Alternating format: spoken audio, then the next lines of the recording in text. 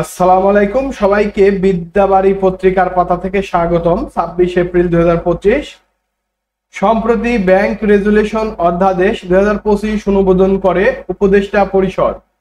দেশের প্রথম রপ্তানি প্রক্রিয়াকরণ এলাকা কোনটি? চট্টগ্রাম রপ্তানি প্রক্রিয়াকরণ অঞ্চল সিইপিজেড। নিয়ন্ত্রণ রেখে বা লাইন অফ কন্ট্রোল যে দুটি দেশের সীমান্ত রেখা, ভারত ও পাকিস্তান কাশ্মীর অংশ। হিট ইন্ডেক্সের মতে গত 5 দশকে দেশের সর্বোচ্চ তাপমাত্রা বেড়েছে 5 ডিগ্রি সেলসিয়াস। সম্প্রতি ইলিয়াস কাঞ্চনের নেতৃত্বে আত্মপ্রকাশ করা নতুন দল হলো জনতা পার্টি বাংলাদেশ।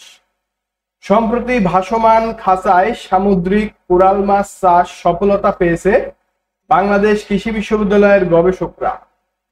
বর্তমান বিশ্বের চতুর্থ বৃহত্তম অর্থনৈতিক অঞ্চল কোনটি? মার্কিন অঙ্গরাজ্য ক্যালিফোর্নিয়া, পঞ্চম জাপান। সম্প্রতি জাতিসংঘের কোন দুটি আঞ্চলিক সংস্থায় গভর্নিং কাউন্সিলে বাংলাদেশ নির্বাচিত হয়েছে?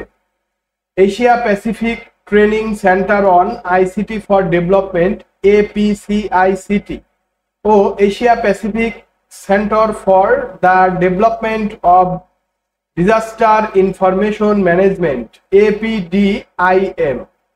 সম্প্রতি শ্রমিক স্বাস্থ্য কার্ড চালুর সুপারিশ করেছে কোন কমিশন? শ্রম সংস্কার কমিশন। বিশ্ব মেধা সম্পদ দিবস কবে পালিত হয়? 26 এপ্রিল। ধন্যবাদ সবাইকে।